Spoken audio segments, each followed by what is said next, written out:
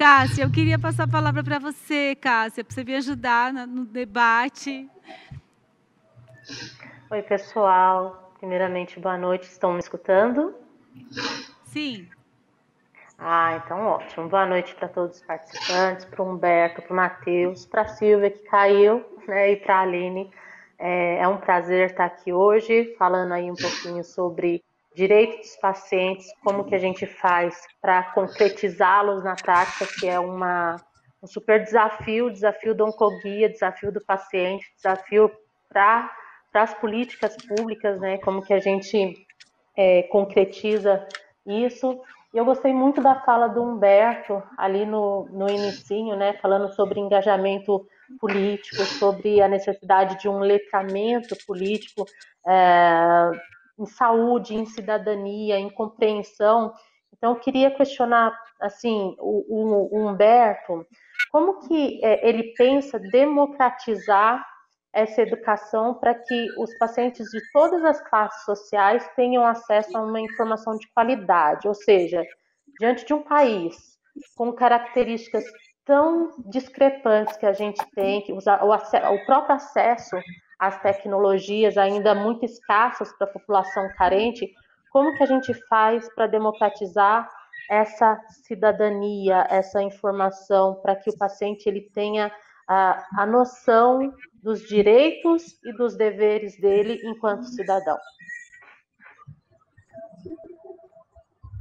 É um dos grandes desafios, Cássia. Não é algo simples, não é algo que não seja no longo prazo e não é algo, infelizmente, que a gente já não tenha perdido muito tempo na nossa sociedade com discussões, com todo respeito, menores. Né? A gente vive numa sociedade, por exemplo, em que as pessoas querem garantir a todo custo, uma parte das pessoas querem garantir a todo custo educação religiosa nas escolas e querem garantir a todo custo que não se debata política na escola.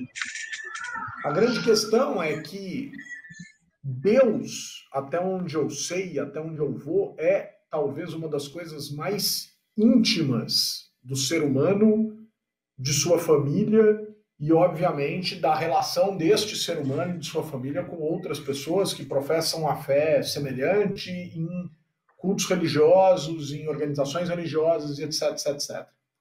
Então, nós, enquanto sociedade, uma parcela da nossa sociedade, quer levar o íntimo para o coletivo. E não quer, em contrapartida, que a política, numa sociedade democrática, como estereótipo mais bem acabado do que é responsabilidade absoluta de todos nós, seja discutido e construído conjuntamente por todos nós dentro do ambiente para o qual nós vamos para aprendermos a construir a coisa coletivamente, que se chama escola. Então, é uma coisa completamente doentia. Ah, mas a esquerda. Ah, mas a direita. Ah, não, gente, não. Não, percebam, é uma armadilha, né? É uma cilada, como diria lá o lance tinha um seriado antigo que falava de. Não, gente, não. Isso atende a propósitos muito claros. Isso é muito pouco razoável do ponto de vista democrático. Então, Cássia, tempo, política pública, né? E a colheita, cara. E o resultado disso. Agora, a quem não interessa neste mundo, não vou nem falar de Brasil, para não ficar parecendo que eu estou dirigindo fala, tá? A quem interessa neste mundo que as pessoas não compreendam seus direitos, suas responsabilidades, seus deveres, né? O desenho das políticas públicas, seu papel enquanto eleitor, seu papel enquanto cidadão, e etc, etc, etc. E o bacana disso tudo é que a gente consegue dividir isso muito tranquilamente, a responsabilidade disso, entre todos os partidos políticos, entre todos os políticos, entre nós todos, cidadãos, porque os políticos são, sim, sensíveis aos cidadãos quando esses cidadãos conseguem se organizar, né? O Tiago se apresentou no começo do nosso encontro aqui, da nossa mesa aqui, como o sujeito responsável que é dentro do Oncoguia por pressionar o universo público e o universo político para conquistas, e é impossível dizer que o Oncoguia não colhe resultados muito importantes no que diz respeito ao acesso das pessoas aos seus direitos. Portanto, há sensibilidade, sim, do universo político e do universo da administração pública aos anseios bem organizados da sociedade. A gente precisa entender quando que a gente vai se reconhecer como tal para um exercício mais pleno dos nossos direitos. Eu peço desculpas por não ter uma resposta assim mais simples e mais rápida, mas é assim que eu tenho visto. Não queria deixar você chateada, nem ninguém que está aqui com a gente.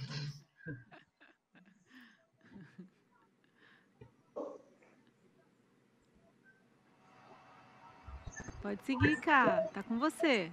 Ah, tá. Estão me escutando, né?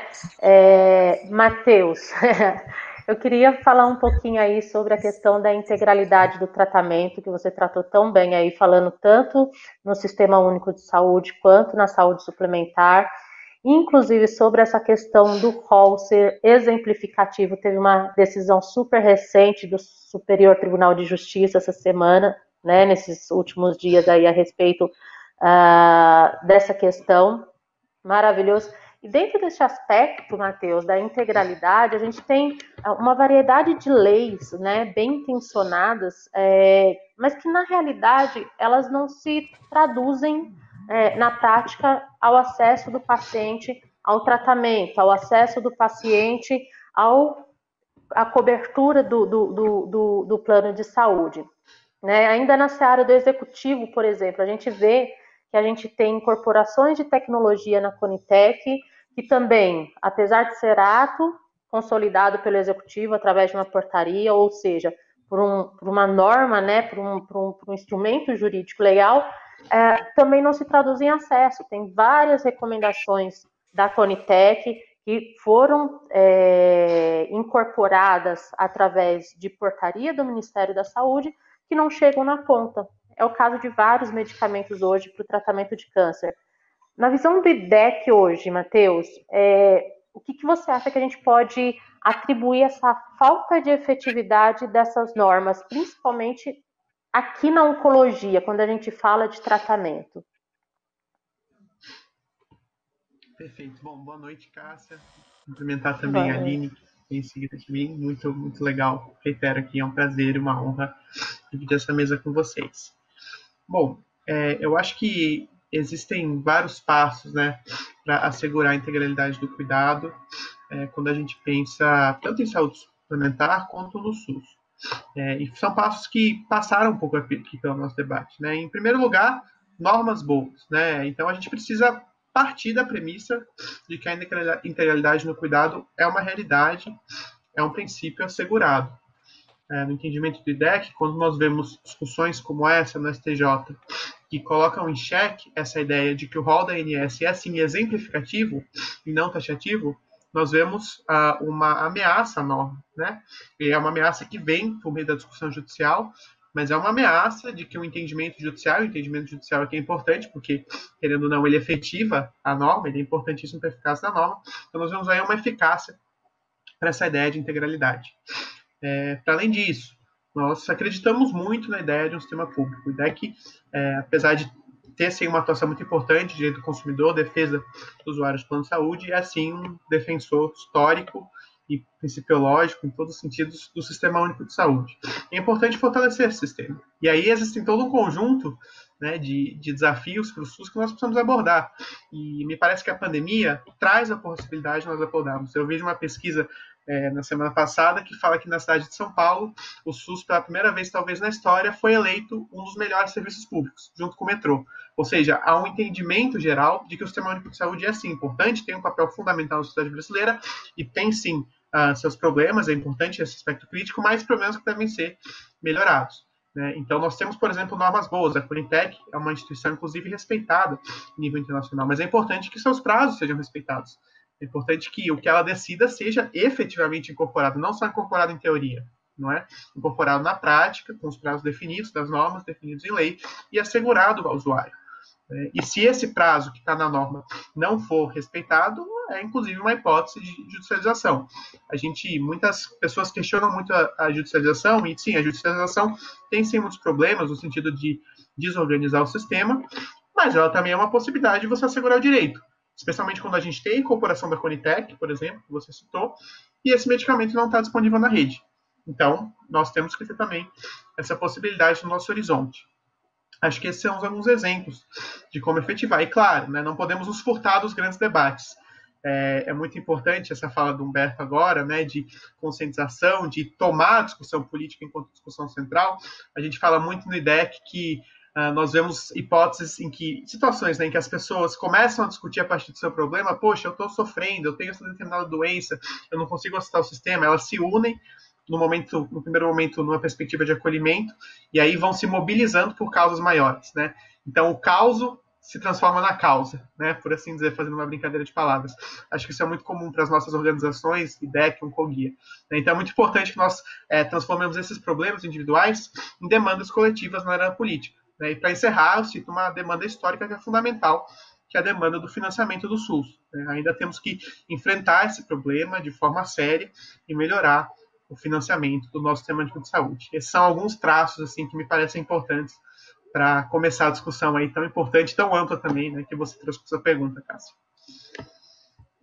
Isso. E, Matheus, pegando essa última fala sua do financiamento do SUS, e a última perguntinha que eu fiz sobre a falta de efetividade dessas normas jurídicas. Você atribuiria um pouco dessa falta de efetividade, principalmente quando a gente fala de Sistema Único de Saúde, ao subfinanciamento do SUS? Seria uma das causas a questão financeira?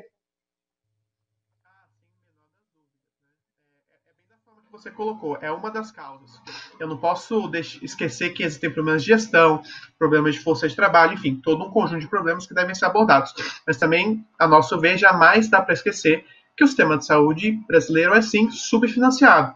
Quando eu digo subfinanciado, ele é subfinanciado em comparação a outros sistemas de saúde pelo mundo. Isso são dados muito bem tabulados pelo Banco Mundial, pela OCDE, que indicam que a quantidade de dólares que o Estado brasileiro aporta por usuário é menor, é insuficiente.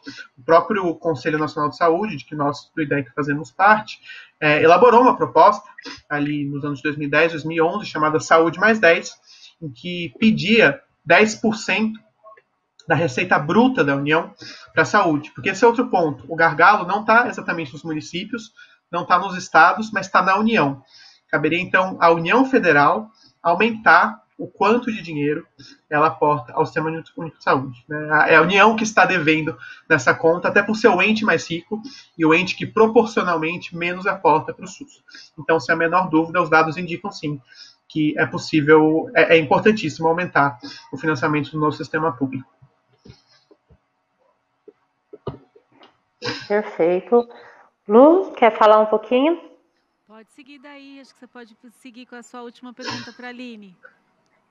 Vamos seguir então para a Aline. Boa noite, Aline.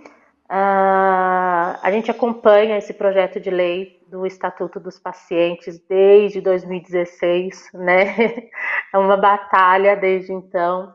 A gente vê no Estatuto algumas normas bastante genéricas, né? Que compreende o universo do paciente como um todo, como você disse, para todas as patologias. Mas a gente gostaria de que você exemplificasse para o paciente oncológico hoje, se o Estatuto do Paciente passasse a vigorar hoje, o que na prática o Estatuto do Paciente ele representa para o paciente oncológico? O que o paciente oncológico pode se ver ali contemplado com esse novo normativo? Boa noite, Cássia. Enfim, obrigada pela pergunta. De fato, as leis de direito dos pacientes, né, de vários países, elas sempre reais, né? Mas a gente pode pensar aqui para o paciente oncológico, vou aqui, né, fazer referência a alguns direitos. Por exemplo, o direito à informação, né? Essa informação de qualidade, essa informação que seja de acordo com a qualidade, né, da própria informação que é aportada pelo profissional de saúde, de acordo com o nível socioeducacional daquele paciente e também é importante que o direito à informação, né, para o paciente oncológico seja uma informação dada no momento no qual ele pode sim ser informado, e também a quantidade, né, digamos assim, a gente chama de quantidade de informação, né, a partir da condição psicológica daquele paciente com câncer. Então, esse direito à informação, embora conste do projeto de lei de uma forma geral, é importante que depois, na implementação da lei, e óbvio, né, esse passo seguinte da implementação da lei, haja desdobramentos específicos acerca de como esse direito à informação pode ser implementado e deve ser implementado para o paciente com câncer, o paciente oncológico. Um outro direito também que é muito importante, né, que a gente pode trazer aqui é, sim, do atendimento, né, desse cuidado em saúde de qualidade e com segurança, que os tratamentos, os procedimentos sejam sempre de acordo com as melhores evidências, baseados em evidências científicas, e que sempre evite danos a esse paciente. Então, também o direito do paciente de ser informado e de poder escolher, de poder fazer suas escolhas acerca da forma que ele entende, como ele pretende conduzir o seu tratamento. A gente tem, então, alguns exemplos, né? Tem outros exemplos, como também o direito do paciente oncológico, e aí a gente pode trazer paciente oncológico com certa idade, né, uma pessoa idosa, que não seja discriminado, um paciente também oncológico criança, que não seja discriminado em razão da sua idade, em razão da sua condição, que seja também inserido na participação do seu tratamento. Então, para trazer aqui alguns exemplos, todos os direitos que estão previstos no Estatuto do Direito do Paciente são direitos que se aplicam ao paciente oncológico, que eu entendo, né, e pela experiência dos outros países que datam na década de 90, de que após a edição da lei é sim necessário que a gente conte com mecanismos específicos de políticas públicas para a implementação dessa lei, mas é importante frisar que todos esses direitos, sim, são aplicáveis. Existe também o direito de morrer com dignidade, que é um direito também muito importante para que as pessoas, no momento da sua morte, elas possam, né, em situações de terminalidade de vida, que elas possam conduzir esse processo de morte da forma que elas acreditam, de acordo com suas crenças e valores. Então, temos uma série de direitos que são muito importantes para o paciente oncológico.